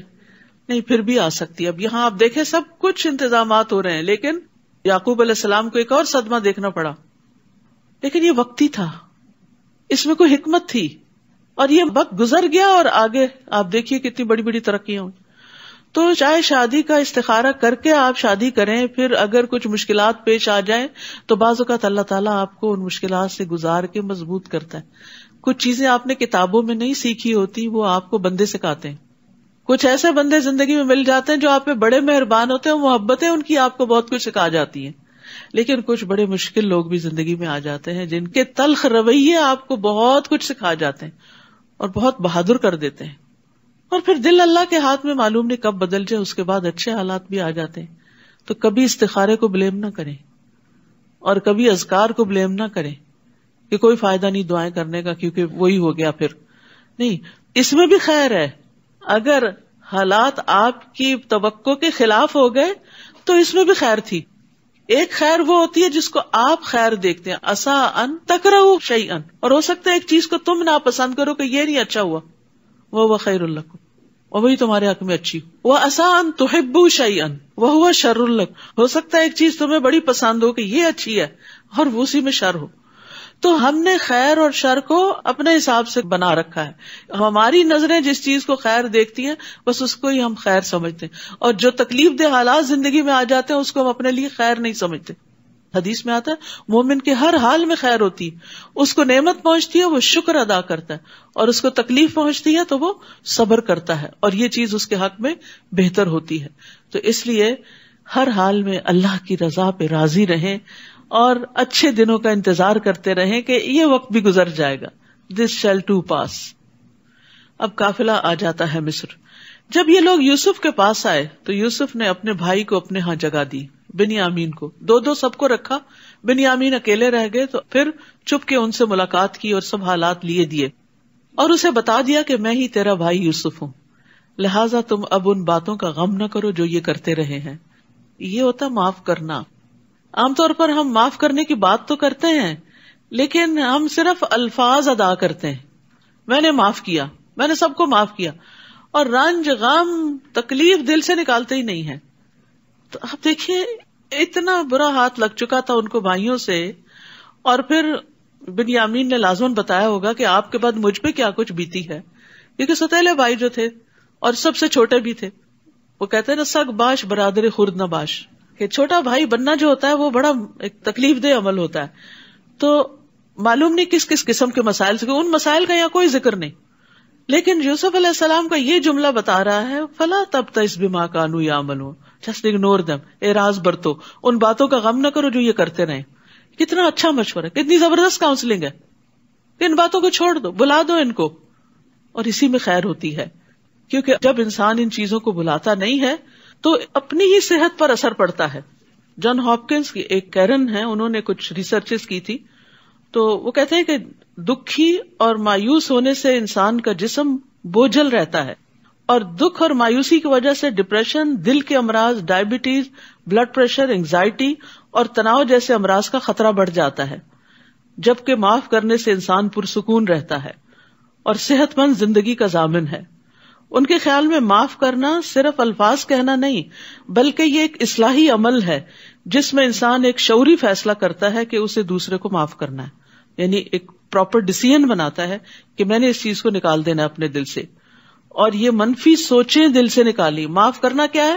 نیگیٹو تھنکنگ اپنے اندر سے نکال باہر پھینکنا. جیسے ہی آپ اپنے اندر سے غصہ, نفرت اور دشمنی نکالتے ہیں, آپ کے دل میں دوسرے کے لیے ہمدردی, محبت اور پیار کے جذبات جنم لینے لگتے ہیں, اور آپ کے دل بھی نرم ہو جاتے ہیں, خاص طور پر اس کے بارے میں جس نے آپ کو اذیت دی ہوتی. اور ایک کہاوت ہے کہ معاف کرنے سے ماضی تو نہیں بدلتا مگر مستقبل خوبصورت ہو جاتا ہے. تو اپنے ہی خوبصورت مستقبل کے لیے انسان اپنی منفی سوچوں کو, جن کو ہر وقت وہ اندر پروسیس کرتا رہتا ہے, ان کو نکال باہر کرے اور اس کی جگہ بہتر چیز ذہن میں لائے. اس کے لیے بہت ضروری ہوتا ہے کہ اچھی سوچ انسان کے اندر ہے. یہی وجہ ہے کہ قرآن شفا ہے دلوں کے اندر جو بیماریاں ہیں, کیونکہ قرآن انسان کی سوچ بدل دیتا ہے, نفع اور نقصان کے پیمانے اور معیار بدلتا ہے. کہ دنیا میں اگر کچھ نہیں ملا تو سو واٹ, مچھر کے پر برابر بھی نہیں. اگر وہ مچھر کا پر تمہیں نہیں ملا تو کیا نقصان ہو گیا؟ کبھی مچھر مر جاتا ہے اور اس کا پر گر جاتا ہے تو آپ اس کے پیچھے تھوڑی بھاگتے ہیں. تو دنیا میں کبھی انسانوں کی طرف سے, کبھی مالی اعتبار سے, کبھی اولاد کی طرف سے کوئی نہ کوئی پریشانی انسان کو آتی رہتی, لیکن اس کو مچھر کا پر ہی سمجھیں اور اس کو اڑا دیں, ہٹا دیں اپنے آپ سے, اور آخرت پر فوکس کریں. جس کا فوکس شفٹ ہو جاتا ہے, جس کا فوکس بڑی چیز پہ چلا جاتا ہے, وہ چھوٹی چیزوں کو پھر اگنور کرتا ہے, تبھی وہ بھلا سکتا, ورنہ نہیں بھلا سکتا. کیونکہ ہم کہتے ہیں نا, ہم کیسے بھلائیں, بھولتے نہیں غم, اس لیے کہ غم آخرت نہیں لگا. غم آخرت لگ جائے, وہاں کی فکر لگ جائے تو یہاں کے بہت سے غم ختم نہ بھی ہوں تو کم از کم ضرور ہو جائیں گے. اب ہم صحابہ کی زندگیوں میں دیکھتے ہیں کہ ان کے اندر کوئی بیچارگی نہیں اور کوئی لوگوں کے شکوے شکایتیں نہیں, اور انہوں نے اپنی زندگیاں اس چیز میں ضائع نہیں کی. وہ ایک بڑے مقصد کے لیے مصروف عمل رہتے تھے. اللہ پہ توکل, ایمان اور اللہ کی محبت کے علاوہ وہ اللہ کے دین کے کاز میں لگے رہتے تھے اور اپنے آپ کو تھکاتے تھے. جو اللہ کی راہ میں اپنے آپ کو تھکا دیتا ہے اس کے اندر سے لازماً یہ چیزیں نکلنا شروع ہو جاتی, اور یہ ہماری صحت کے لیے ضروری ہے کہ ہم ان چیزوں کو بھلا دیں, نکال دیں اپنے اندر سے. لہٰذا اب تم ان باتوں کا غم نہ کرو جو یہ کرتے رہے ہیں, لیو دیم. پھر جب یوسف نے ان کی روانگی کے لیے ان کا سامان تیار کیا تو اپنے بھائی کے سامان میں اپنے پانی پینے کا پیالہ رکھ دیا. جب یہ لوگ شہر سے نکل آئے تو پیچھے سے ایک پکارنے والے نے پکار کر کہا, اے قافلے والو تم چور ہو. یعنی ٹھیک ٹھاک سامان لے کے جا رہے تھے کہ پیچھے سے شامت آ گئی. انہوں نے پکارنے والے کی طرف متوجہ ہو کر پوچھا, تمہاری کیا چیز کھو گئی ہے؟ وہ بولے, بادشاہ کا پانی پینے کا پیالہ ہمیں نہیں مل رہا. جو شخص وہ لا کر دے گا اسے ایک بار شتر یعنی ایک اونٹ برغلے کا انعام ملے گا اور میں اس کا ضامن ہوں، گارنٹی دیتا ہوں۔ وہ کہنے لگے اللہ کی قسم تم خوب جانتے ہو کہ ہم اس ملک میں فساد کرنے نہیں آئے اور نہ ہی ہم چور ہیں۔ وہ بولے اگر تم جھوٹے ثابت ہوئے تو اس چور کی سزا کیا ہوگی؟ برادران یوسف کہنے لگے جس کے سامان میں وہ گم شدہ چیز پائی جائے وہی اس کا بدلہ ہے، ہم اپنے ہاں ظالموں کو اسی طرح سزا دیتے ہیں۔ مصر کے قانون کے مطابق وہ کسی کو اپنے ہاں ایز اے کیپٹیو نہیں رکھ سکتے تھے، کسی مسافر کو، لیکن یعقوب علیہ السلام کی شریعت میں یہی تھا۔ تو اب اسی کو بنیاد بنا کر یہ فیصلہ کیا گیا کہ اگر چور نکل آیا کوئی تو پھر اس کو آپ رکھ سکتے ہیں۔ پھر اس ضامن نے یوسف کے بھائی بنیامین کے سامان کی تلاشی سے پہلے دوسرے بھائیوں کے سامان کی تلاشی لینا شروع کی، پھر پیالے کو اس کے بھائی کے سامان سے برآمد کر لیا۔ اس طرح ہم نے یوسف کے لیے تدبیر کی تھی، یعنی یہ طریقہ ہم نے سجایا تھا اللہ کی طرف سے۔ بعض اوقات آپ کو آئیڈیاز آتے ہیں نا، یہ کام ایسے کر لیں، وہ ایسے کر لیں، آپ بیٹھے ہوتے ہیں خاص طور پہ نماز میں، تو اس میں آپ دیکھیے ہمیشہ یہ سوچیے کہ یہ کہاں سے خیال آ گیا مجھے، تو سوچا بھی نہیں تھا۔ تو وہ ایک طرح سے اللہ تعالیٰ کی ایک تائید ہوتی ہے آپ کو، اور جو برے برے خیال آتے ہیں وہ شیطان کی طرف سے ہوتے ہیں، وہ وسوسے جو ہوتے ہیں وہ پریشان کرتا ہے آپ کو۔ یوسف کے لیے مناسب نہ تھا کہ شاہ مصر کے قانون چوری کے مطابق اپنے بھائی کو اپنے پاس رکھ سکے، الا یہ کہ ہم جس کے چاہیں درجات بلند کر دیتے ہیں، اور ایک علیم ہستی ایسی ہے جو ہر صاحب علم سے بالا تر ہے۔ ہر علم والے کے اوپر ایک اور علم والا ہوتا ہے، یعنی انسانوں میں سے بھی۔ یہ کس لیے بات کی گئی؟ تاکہ کوئی اپنے آپ کو سب سے بڑا عالم نہ سمجھے کہ میں نابغہ روزگار ہوں اور سب سے زیادہ تو علم میرے ہی پاس ہے، اس تکبر میں مبتلا نہ ہو۔ اور دوسرا معنی اس کا یہ ہے کہ جتنے بھی دنیا میں بڑے بڑے علم والے ہیں ان سب کے اوپر اللہ کا علم محیط ہے، سب سے بڑا علم والا اللہ ہی ہے۔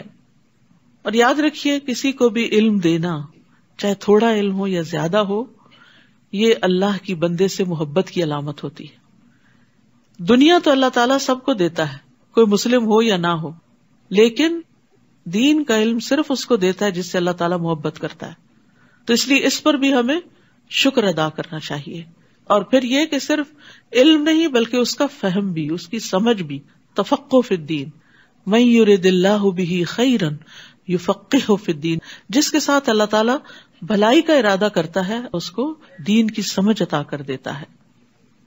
برادران یوسف کہنے لگے اگر اس نے چوری کی ہے تو اس سے پیشتر اس کا بھائی یوسف بھی چوری کر چکا ہے، ابھی نہیں چھوڑا ان کو۔ یعنی جب آپ کسی سے حسد کرتے ہیں نا تو پھر کوئی موقع نہیں جانے دیتے اس کو گرانے کا، بدنام کرنے کا۔ کہیں نہ کہیں پھر آپ کے منہ سے کچھ نہ کچھ نکل آتا، تو آپ نہیں دیکھ رہے کہ کہاں کھڑے ہیں، سال ہا سال گزر چکے ہیں یوسف کو تمہارے ہاتھ سے گئے ہوئے، لیکن ابھی بھی تم اس کو معاف نہیں کر رہے۔ یوسف نے ان کے اس الزام کو دل میں چھپائے رکھا اور ان پہ کچھ ظاہر نہیں کیا۔ سبحان اللہ، یہ ہوتا ہے صبر۔ بڑی بڑی باتیں دل میں اس طرح رکھنا کہ کسی کو شائبہ بھی نہ گزرے، شک بھی نہ گزرے۔ تو جو شیلو لوگ ہوتے ہیں نا، ان کے اندر کوئی بات ٹکتی نہیں، ادھر سے سنی ادھر نکالی، اور اس سے بڑے فسادات پیدا ہوتے ہیں، بہت سی خرابیاں، آپس میں لوگوں کی لڑائیاں اور کئی قسم کے مسائل پیدا ہوتے ہیں۔ بعض لوگ خوشی کی خبر کو نہیں سنبھال سکتے اور بڑھ چڑھ کر اس کا اظہار کرتے ہیں، کیا ہوتا ہے پھر نظر لگ جاتی۔ بعض لوگ غم کی خبر کو، بعض کا دکھ کی خبر کو، کسی کی طرف سے پہنچنے والی اذیت کو، اور اب تو ماشاءاللہ اپنے کلوز سرکل میں کیا اور اپنے خاندان میں کیا، اب تو پوری دنیا کے ساتھ ہم شیئر کرتے ہیں۔ ہر تھوڑی دیر بعد فیس بک کا سٹیٹس چینج کر رہے ہوتے ہیں، ہر وقت اپنے دل پہ کیا گزر رہی ہے، گھر میں کیا ہو رہا ہے، کیا کھا رہے ہیں، کیا پی رہے ہیں، کیا پہن رہے ہیں، کیا خرید رہے ہیں، کہاں جا رہے ہیں۔ یعنی مجھے تو بعض اوقات ایک سکنس جیسی لگتی ہے اور کوئی مقصد سمجھ نہیں آتا کہ یہ ساری باتیں، اس میں کوئی علم نافع نہیں، کسی کے علم اور تجربے میں کوئی اضافہ نہیں ہوگا، بلکہ اس سے نقصان ہی ہوئے ہیں کہ جن لوگوں کو وہ سب کچھ میسر نہیں ہوتا وہ پھر اپنے آپ کو ان سے کمپیئر کر کر کے حسرتوں کا شکار ہوتے ہیں، اور اس سے غم اور دکھ اور زیادہ بڑھتے ہیں۔ تو نعمتوں کو بلا ضرورت لوگوں کے سامنے نہیں رکھنا چاہیے۔ حدیث میں آتا ہے کل ذی نعمت محسود، ہر صاحب نعمت حسد کیا جاتا ہے، پھر آپ حسد کا شکار ہوتے ہیں۔ پھر آپ کے دشمنوں کی تعداد میں اضافہ ہوتا ہے. آپ سمجھتے ہیں آپ کی نعمت کی وجہ سے لوگ آپ کی بڑی تعریف کریں گے, آپ کے فین ہو جائیں گے اور آپ کے بظاہر فالوور ہو جائیں گے, لیکن حقیقت میں وہ حسد بھی کر رہے ہوتے ہیں. اور دوسری بات یہ ہے کہ جب کوئی مقصد ہو تو پھر آپ فَأَمَّا بِنِعْمَتِ رَبِّكَ فَحَدِّثْ, پھر اس کا ذکر کریں. آپ کا کوئی ایکسپیرینس ہے زندگی میں, آپ کو کوئی فائدے کی چیز ملی ہے, آپ کا کوئی ایسا تجربہ ہے بزنس میں, تعلیم میں, کسی کام میں, اور اس میں آپ کو بہت سکسیس ہوئی ہے, آپ کی کچھ اکمپلشمنٹس ہیں, کچھ اچیومنٹس ہیں, تو ان کو آپ اپنے بچوں کے ساتھ, اپنے طالب علموں کے ساتھ, اپنے ساتھیوں کے ساتھ شیئر کر سکتے ہیں تاکہ ان کی زندگی میں کوئی سہولت آئے, ان کو کوئی نفع مند علم حاصل ہو.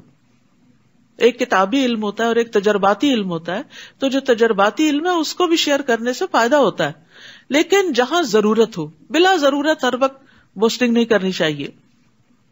تو انہوں نے ان پہ کچھ ظاہر نہیں ہونے دیا, لیکن زیر لب کہنے لگے بڑے ہی برے لوگ ہو, یہ جو کچھ تم بیان کر رہے ہو اللہ اسے خوب جانتا ہے کہ میں نے چوری کی تھی یا نہیں کی تھی. تو اللہ کو پہچاننے والے کے لیے بندوں کی باتیں سننا آسان ہو جاتی. یعنی اس میں ایک دوسرا پہلو بھی ہے کہ انہوں نے یوسف کو تانا دیا, گمشدہ یوسف کو تانا دیا, اور نہیں پتا تھا کہ سامنے وہی ہیں. ادھر ان کی چاپلوسی کر رہے تھے اور ادھر ایسی بات کر رہے تھے. تو آپ دیکھیے کہ یوسف علیہ السلام نے برداشت کیسے کیا. میرا یہاں پر پوائنٹ یہ ہے کہ لوگوں کی باتیں کون برداشت کر جاتا ہے. عام طور پر لوگوں کو کہتے سنا اب برداشت نہیں ہوتا, کیونکہ ایمان کمزور ہو گیا. جب ایمان بڑھتا ہے تو برداشت بڑھتی ہے, اللہ کی معرفت بڑھتی ہے, آخرت کا احساس بڑھتا ہے, تو انسان کی برداشت بھی زیادہ ہوتی چلی جاتی. اس کا ضروری نہیں کہ تعلق عمر کے ساتھ ہی ہو, کہ عمر کے ساتھ ساتھ برداشت کم ہو جاتی ہے. یوسف علیہ السلام کافی بڑے ہو چکے تھے اب, لیکن چونکہ ایمان تھا اور اللہ کی پہچان تھی تو اس لیے انہوں نے اس بات کو پی لیا. وہ کہنے لگے حضور والا, ابھی چور کہہ رہے ہیں, ابھی حضور والا, ایھا العزیز, اس کا باپ بہت بوڑھا ہو چکا ہے, لہٰذا اس کے بجائے ہم میں سے کسی کو رکھ لیجئے. ہم دیکھ رہے ہیں کہ آپ بہت احسان کرنے والے. سبحان اللہ. جیل کے ساتھیوں نے بھی کہا انا نراک من المحسنین. اب یہ بھائی بھی کہہ رہے ہیں انا نراک من المحسنین. تو جو محسن ہوتا ہے وہ ہر جگہ ہی محسن ہوتا ہے, اور ہر جگہ اس کے احسان کو اکنالج کر لیا جاتا ہے. پھر یعنی محسن کا احسان چھپا نہیں رہتا, یہ ایک ایٹیٹیوڈ ہوتا ہے. یوسف نے کہا معاذ اللہ, اس بات سے اللہ کی پناہ, ہم تو اسے ہی پکڑیں گے جس کے ہاں ہم نے اپنا گمشدہ سامان پایا ہے. اگر ہم ایسا کریں تب تو ہم ظالم ٹھہرے. پھر جب وہ یوسف سے مایوس ہو گئے تو علیحدہ ہو کر مشورہ کرنے لگے. سب سے بڑے بھائی نے کہا یہ پتا ہے کہ تمہارے باپ نے اللہ کے نام پر تم لوگوں سے پختہ عہد لیا ہوا ہے, نیز تم اس سے پیشتر یوسف کے معاملے میں بھی زیادتی کر چکے, یعنی احساس تھا ہم نے غلط کیا. اب تو میں یہاں سے کبھی نہیں جاؤں گا یہاں تک کہ میرا باپ مجھے حکم دے, یا اللہ میرے لیے فیصلہ کر دے, یعنی مجھے کوئی قوت دے کہ بھائی کو چھڑا کے لے جاؤں. وہی سب سے بہتر فیصلہ کرنے والا ہے. تم لوگ اپنے باپ سے جا کر کہو ابا جان آپ کے بیٹے نے چوری کی ہے. ہم نے وہی گواہی دی ہے جو ہم جانتے تھے, اور ہم پوشیدہ چیزوں کے نگہبان نہیں. ہم نے نہیں دیکھا, لیکن بس بات ایسی ہو گئی ہے. آپ ان بستی والوں سے پوچھ لیجئے جہاں ہم رہے, اور قافلے سے بھی جن کے ساتھ ہم آئے, اور ہم یقیناً سچے ہیں. اب انہیں اپنی سچائی کا یقین دلانا پڑ رہا ہے, کیونکہ اعتماد کھو چکے ہیں. جس پر لوگ ٹرسٹ نہیں کرتے اس کو بڑی قسمیں کھانی پڑتی ہیں سچا بننے کے لیے, اور جو سچا ہوتا ہے وہ یقین دہانی کرائے بغیر ہی سچ بولتا ہے اور اس کو کافی سمجھتا ہے. یعقوب نے جواب دیا بات یوں نہیں بلکہ تم نے ایک بات بنا کر اسے بنا سنوار کر پیش کر دیا ہے. پچھلے تجربے کی بنا پر یعقوب علیہ السلام نے ان کی بات کا اعتبار نہیں کیا, لہذا اب صبر ہی بہتر ہے. فصبر جمیل, ہو سکتا ہے اللہ ان سب کو میرے پاس لے آئے. اب 3 غائب ہو گئے. بڑا بھائی بھی جس نے کہا میں نہیں جاؤں گا جب تک بنیامین نہیں جائے گا, بنیامین بھی, اور یوسف تو پہلے سے ہی وہاں تھے. بلا شبہ وہ سب کچھ جاننے والا حکمت والا ہے.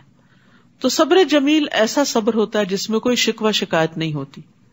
یہ تو وہ باتیں ہیں نا جن کا ذکر قرآن نے کر دیا. روزمرہ زندگی میں پتہ نہیں کون کون سے ایسے معاملے ہوں گے ان بچوں کے کہ جن پر یعقوب علیہ السلام مستقل صبر کر رہے ہوں, کیونکہ بد اخلاقی کے جو رویے ہوتے ہیں وہ پھر مستقل ہی بن جاتے ہیں, روز ہی ٹارچر بن جاتے ہیں.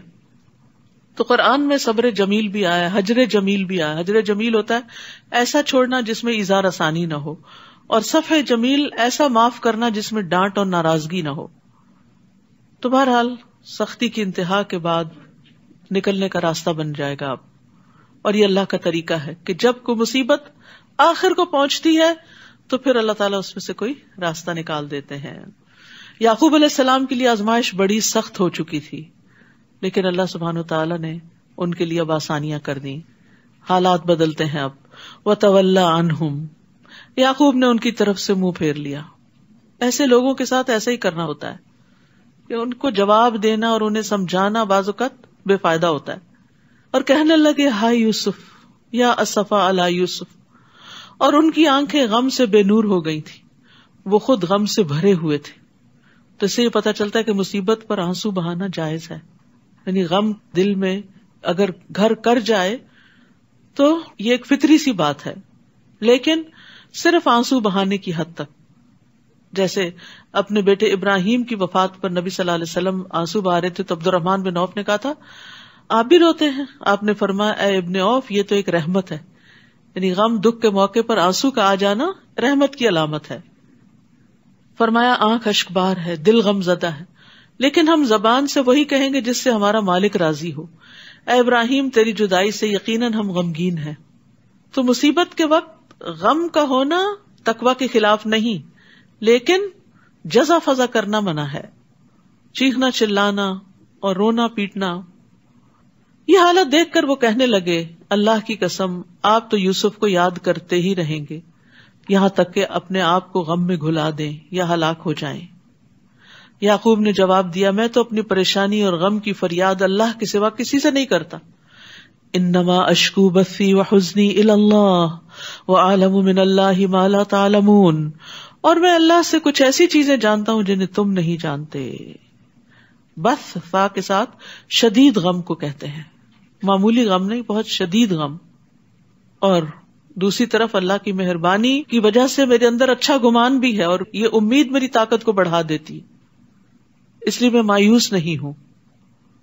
یہ جو انما اشکو بثی وحزنی ہے، حضرت عمر رضی اللہ عنہ بعض اوقات نماز میں یہ سورت پڑھتے اور ان آیات پر اتنی ہچکیاں لینے لگتے کہ تیسری چوتھی صف میں بھی پیچھے لوگ ان کی آواز سنتے تھے رونے کی.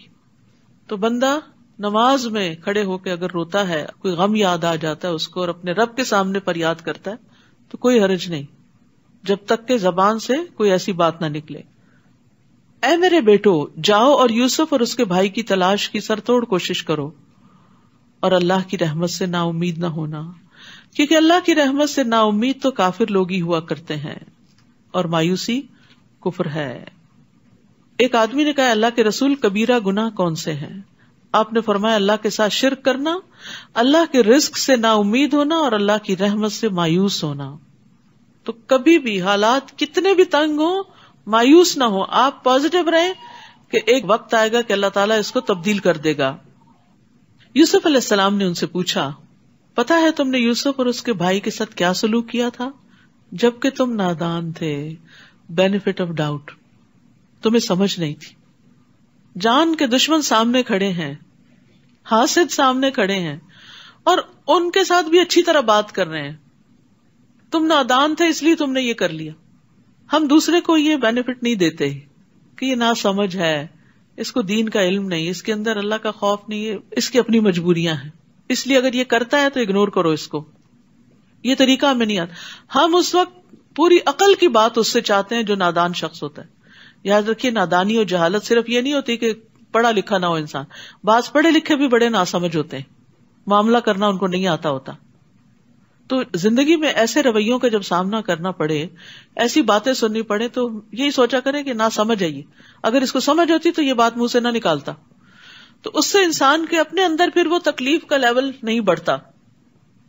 نبی صلی اللہ علیہ وسلم نے فرمایا سختی، اکھڑ پن جس چیز میں ہوگا اسے بدنما کر دے گا، اور بے شک اللہ بہت نرم خو ہے، نرمی کو پسند کرتا ہے. تو لوگوں کے تلخ رویوں کے مقابلے میں نرمی اختیار کرنی چاہیے، اور نرمی پہ اللہ تعالیٰ اتنا عطا کرتا ہے جو سختی پر عطا نہیں کرتا. وہ چونک کے بولے کیا تم ہی یوسف ہو؟ یوسف نے کہا ہاں میں ہی یوسف ہوں، اور یہ میرا بھائی ہے بنیامین. اللہ نے ہم پر بہت بڑا احسان فرمایا ہے. قد من اللہ علینا انہ من یتق ویصبر فان اللہ لا یضیع اجر المحسنین. کیونکہ جو اس سے ڈرتا ہے اور صبر کرتا ہے، تقوی اور صبر کامیابی کی کنجیاں، تو اللہ نیکی کرنے والوں کا اجر ضائع نہیں کرتا. یہ ہے تقوی اور صبر کے ثمرات. سبحان اللہ. تو یوسف علیہ السلام کے اندر 3 کوالٹیز بڑی نمایاں ہیں. اللہ کا ڈر جس نے انہیں ہر جگہ غلط قدم اٹھانے سے بچایا، صبر، مشکل سے مشکل حالات میں کوئی شکوہ شکایت نہیں، اللہ کی اطاعت پہ قائم رہے، اور تیسرے احسان، نیکی کے درجے پہ قائم رہے. یہی چیزیں ہمیں اپنی زندگی میں اختیار کر لینی چاہیے. وہ کہنے لگے اللہ نے آپ کو ہم پر فضیلت بخشی ہے اور ہم ہی خطا کار تھے. یوسف نے کہا آج تم پر کوئی گرفت نہیں، اللہ تمہیں معاف کر دے، وہ سب سے بڑھ کر رحم فرمانے والا ہے. لا تسریب، کیا مطلب ہے؟ آج کے بعد تم پہ نہ کوئی آر ہوگی نہ کوئی تانو تشنی. ایک ہوتا ہے معاف کر کے کہنا میں نے معاف کیا، پھر جب وہ پرانا قصہ دہرایا گیا تو پھر 2-4 سنا دی. یہ معاف کرنا نہیں ہوتا. لا تسریب کا مطلب یہ ہے کہ میں آج کے بعد اس بات کو دہراؤں گا بھی نہیں، مینشن بھی نہیں کروں گا کہ تم نے میرے ساتھ یہ کیا تھا، تمہارے اس جرم کا ذکر ہی نہیں کروں گا. لا تسریب علیکم اليوم. اور یہی بات تھی جو نبی صلی اللہ علیہ وسلم نے مکہ والوں سے کہی تھی جب مکہ فتح کر لیا تھا، جب آپ فاتح تھے، جب آپ انتقام لے سکتے تھے، تو آپ نے فرمایا لا تسریب علیکم اليوم. خطا کاروں سے درگزر کرنا انبیاء کی صفت ہے، اور اس معاملے میں بھی ہمیں ان کی پیروی کرنی چاہیے، اور درگزر کرنے سے عزت میں ہی اضافہ ہوتا ہے. رسول اللہ صلی اللہ علیہ وسلم نے فرمایا فاعفوا یعزکم اللہ، درگزر کیا کرو اللہ تمہیں عزت عطا کرے گا. اب یوسف علیہ السلام بھائیوں سے کہتے ہیں یہ میری قمیص لے جاؤ اور اسے میرے والد کے چہرے پہ ڈال دینا، وہ بینا ہو جائیں گے. قمیص دیکھ کے ہی غم کا آغاز ہوا تھا، قمیص پہ جو جھوٹ موٹ کا خون تھا، اور قمیص ہی اس بیماری کا علاج بن گئی. کہتے ہیں نا زہر کو زہر مارتا ہے. بعض اوقات اسی چیز کے اندر ہی انسان کا فائدہ بھی ہوتا ہے جس سے انسان کو نقصان پہنچا. یاد رکھیے کہ ہم جب کسی انسان سے کبھی کوئی تکلیف اٹھاتے ہیں تو ہم اس کی خیر سے بالکل مایوس ہو جاتے ہیں، معاف نہیں کرتے. نتیجہ کیا ہوتا ہے کہ اس کی خوبیاں جو ہوتی ہیں وہ بھی ہمارے لیے خرابیاں بن جاتی ہیں. لیکن اگر آپ درگزر سے کام لیں، اپنے ہی بچے کو، اپنی بہو کو، اپنے بہن بھائی کو معاف کر دیں، کل کسی مصیبت کے وقت وہ اس طرح آپ کے کام آتا ہے کہ کوئی اور نہیں آتا، وہی آپ کا مددگار بن جاتا ہے. اور یہ معاف کرنے کے فوائد میں سے ہے. اور انہیں لے کر تم سب اہل و عیال سمیت میرے پاس آ جاؤ. جب یہ قافلہ مصر سے روانہ ہوا تو اس وقت ان کے باپ یعقوب نے کہا اگر تم مجھے یہ نہ کہو کہ بوڑھا سٹھیا گیا ہے تو میں یوسف کی خوشبو محسوس کر رہا ہوں. یہ بھی اللہ کے اذن سے تھا. یوسف چند میل دور کنویں میں تھے، خوشبو نہیں آئی، اللہ کا اذن نہیں تھا. اور ابھی قافلہ مصر سے نکلا ہی ہے تو یہاں خوشبو آ رہی ہے. ہم سب کے ایسے ایکسپیرینس ہوتے ہیں، یہ سب بھی اللہ کے اذن سے ہوتا ہے، کسی انسان کا کمال نہیں ہوتا. کبھی آپ کو مسئلہ پیش آنے والا ہوتا ہے، پہلے سے آپ سینس کر لیتے ہیں یہ ہونے لگا، تو یہ نہ سمجھے کہ میں بڑا ولی اللہ ہوں کہ میرے ساتھ یہ ہو رہا ہے. اللہ چاہے تو کسی چیز کو آپ کو خواب میں دکھا دے، پہلے سے ہی محسوس کرا دے، اندازہ کروا دے، اور چاہے تو آپ کی آنکھوں کے سامنے پڑی چیز آپ کو نظر نہ آئے. اور یہ ہم سب کے ساتھ ہوتا ہے. وہ کہنے لگے اللہ کی قسم آپ تو اسی پرانی محبت کے خبط میں پڑے ہوئے ہیں. پھر جب خوشخبری لانے والا آ گیا اس نے قمیص یعقوب کے چہرے پہ ڈالی، فوراً بینا ہو گئے. کہنے لگے میں نے تم سے کہا نہ تھا کہ میں اللہ سے وہ کچھ جانتا ہوں جو تم نہیں جانتے. وہ کہنے لگے ابا جان ہمارے لیے ہمارے گناہوں کی معافی مانگیے، واقعی ہم خطا کار تھے، وی ور رانگ. تو توبہ استغفار کے لیے بڑا ضروری ہوتا ہے کہ انسان کہ میری غلطی تھی، لا الہ الا انت سبحانک انی کنت من الظالمین، میں نے غلطی کی تو مجھے معاف کر دے. یعقوب نے کہا میں عنقریب اپنے رب سے تمہارے لیے معافی مانگوں گا رات کے پچھلے پہر، کیونکہ وہ بالاسحار ہم یستغفرون، سحری کے وقت وہ استغفار کرتے ہیں. آ رہے ہیں سحری کے دن، ٹھیک ہے، تو استغفار کرنا نہ بھولیں اس وقت، کیونکہ اس وقت کی استغفار خاص طور پہ قبول ہوتی ہے. میں اپنے رب سے تمہارے لیے معافی مانگوں گا، وہ یقیناً معاف کر دینے والا اور رحم کرنے والا ہے. یعقوب علیہ السلام نے بھی معاف کر دیا, یوسف علیہ السلام نے بھی کر دیا. یہ ہے پیغمبر. تو اللہ کو پتا تھا نا کہ ان کے اندر یہ قابلیت ہے, ان کو اس لیے چنا, دوسرے بھائیوں کو کیوں نہیں پیغمبر بنا دیا. اللہ زیادہ جانتا ہے کہ اپنی رسالت کہاں رکھے. پھر جب یہ لوگ یوسف کے پاس پہنچے تو انہوں نے اپنے والدین کو اپنے پاس بٹھایا اور کنبے والوں سے کہا شہر میں چلو, انشاءاللہ امن اور چین سے یہاں رہو گے. اور یوسف نے اپنے والدین کو اٹھا کر اپنے ساتھ تخت پر بٹھایا اور اس کے بھائی یوسف کے آگے سجدے میں گر گئے. یہ سجدہ تعظیمی تھا جو ان کے لیے جائز تھا, اب ہمارے لیے جائز نہیں. حتیٰ کہ ملتے وقت کسی کے آگے یوں ساری کمر نہیں جھکانی چاہیے, ہمارے دین میں یہ بھی منع ہے. ہاتھ ملائیں, مسکرائیں, سلام بولیں, لیکن جھک کے اور نیچے ہو کے سلام نہیں کریں. یوسف نے کہا ابا جان یہ ہے میرے اس خواب کی تعبیر جو میں نے بہت پہلے دیکھا تھا. خواب ہی سے بات شروع ہوئی تھی اور یہاں آ کے تعبیر ملی سال ہا سال کے بعد. اللہ نے اس کو حقیقت بنا دیا. اس نے اس وقت بھی مجھ پر احسان کیا جب مجھے قید خانے سے نکالا, اور اس وقت بھی جب آپ سب کو دیہات سے میرے ہاں لایا. کہاں کنعان کا ایک گاؤں اور کہاں مصر کی ترقی یافتہ مملکت. حالانکہ شیطان میرے اور میرے بھائیوں کے درمیان فتنہ کھڑا کر چکا تھا. کبھی نفس کو بلیم کرتے, کبھی شیطان کو کرتے ہیں, انسانوں کو نہیں کرتے, بھائیوں کو نہیں کرتے. بلا شبہ میرا رب غیر محسوس تدبیروں سے اپنی مشیت پوری کرتا ہے. جو اس کا ارادہ ہوتا ہے وہ پورا کرتا ہے. بندے کو سمجھ نہیں آ رہی ہوتی, جب ڈاٹس مل جاتے ہیں تو پھر سمجھ آتی ہے اچھا یہ پکچر بن رہی تھی, کیونکہ وہ سب کچھ جاننے والا, حکمت والا ہے. رب قد آتیتنی من الملک وعلمتنی من تأویل الاحادیث فاطر السماوات والارض انت ولی فی الدنیا والآخرہ توفنی مسلما والحقنی بالصالحین. اے میرے رب تو نے مجھے حکومت بھی عطا کی اور خوابوں کی تعبیر بھی سکھائی. تو آسمانوں اور زمین کو پیدا کرنے والا ہے, تو ہی دنیا اور آخرت میں میرا سرپرست ہے. سارا کنبہ بھی آ گیا تو سرپرست اپنے رب کو ہی مان رہے ہیں. یہ نہیں کہا کہ اب تو میرے اپنے آگے اور اب میں زیادہ مضبوط ہو گیا ہوں. اسلام پر میرا خاتمہ کر اور مجھے نیک لوگوں میں شامل کر لے. یہاں یوسف علیہ السلام موت کی دعا نہیں کر رہے, بلکہ مانگ رہے ہیں کہ جب بھی میں مروں اسلام کی حالت میں مروں. تو تکمیل نعمت کے لیے دنیا میں کتنی بھی بڑی سے بڑی اچیومنٹ آپ کو ہو, بڑی سے بڑی نعمت ملے, لیکن اگر خاتمہ اچھا نہیں نا تو کچھ اچھا نہیں. تو اچھے خاتمے کی دعا کرنی چاہیے. اللہم احسن عاقبتنا فی الامور کلہا واجرنا من خزی الدنیا وعذاب الآخرہ. اور اسی طرح یہ دعا بھی ہے اللہم توفنا مسلمین واحینا مسلمین والحقنا بالصالحین غیر خزایا ولا مفتونین. اور نبی صلی اللہ علیہ وسلم کی آخری دعا کیا تھی؟ اللہم اغفر لی وارحمنی والحقنی بالرفیق الاعلی. تو اچھی صحبت کی دعا دنیا میں بھی مرنے کے بعد. وَتَوَفَّنَا مَعَ الْأَبْرَارِ, اللہ دنیا میں بھی نیک لوگوں کا ساتھ اور موت بھی نیک لوگوں کے ہاتھوں میں آئے. ذَلِكَ مِنْ أَنْبَاءِ الْغَيْبِ نُوحِيهِ إِلَيْكَ. اے نبی صلی اللہ علیہ وسلم یہ قصہ بھی غیب کی خبروں میں سے ہے جس کو ہم آپ کی طرف وحی کر رہے ہیں. آپ اس وقت ان کے پاس تو نہیں تھے جب برادران یوسف نے ایک بات پر اتفاق کر لیا تھا اور اسے عملی جامہ پہنانے کی مکارانہ سازش کر رہے تھے. اور آپ خواہ کتنا ہی چاہیں ان میں سے اکثر لوگ ایمان لانے والے نہیں, قصہ سنتے ہیں, پڑھتے ہیں, جانتے ہیں, عمل نہیں کرتے. آپ اس تبلیغ پر ان سے کچھ بھی نہیں مانگتے. یہ تو تمام اہل عالم کے لیے ایک نصیحت ہے. آسمانوں اور زمین میں کتنی ہی نشانیاں ہیں جن پر یہ لوگ گزرتے ہیں اور ان کی طرف توجہ ہی نہیں کرتے. اور ان میں سے اکثر ایسے ہیں جو اللہ پر ایمان لاتے ہیں مگر ساتھ ہی ساتھ شرک بھی کرتے رہتے ہیں. تو اس لیے بڑا ضروری ہے کہ توحید کو جانیں اور چھوٹے شرک سے بھی بچیں.